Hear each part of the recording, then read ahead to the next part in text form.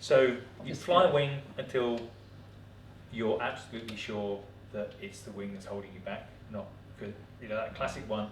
So I can tell you through my wing choices. I bought a wing after a couple of years because they were difficult to get hold of in 1990.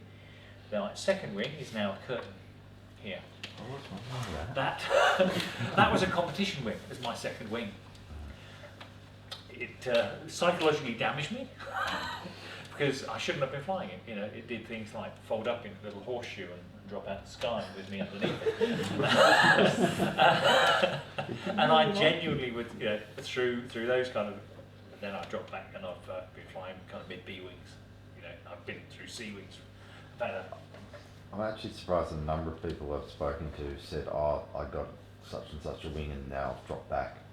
Yeah. The story about people dropping back well, is you actually did the other really way. common. You use your low B wing until it was absolutely clear that for you to progress, you know, that you were catching all the thermals, but it was the glide between the thermals that was nailing you. So I did a 60k flight on my low B wing, and it took 11 thermals. And the same day, Pete and Cyril flew pretty much the same route, and I think it took them like 4 or 5 thermals to fly the same distance. So and I was on full speed bar between thermals, like just trying to get to the next one because it was just so inefficient. And it's like, this might have been the full speed bar. No, I wasn't on speed on full all the time. I was watching my glide slope and maximising. Like I was doing everything I possibly could. And then, like, I was so stoked to fly 60Ks. But that is when you change wings, not when you think you can get, you know, a slight performance boost from it, or if you're flying your wing 100%, perfect. That's when you change wings. So I changed back from a C wing a couple years ago to a mid B, and it's just I'm so much enjoying my flying more. You know.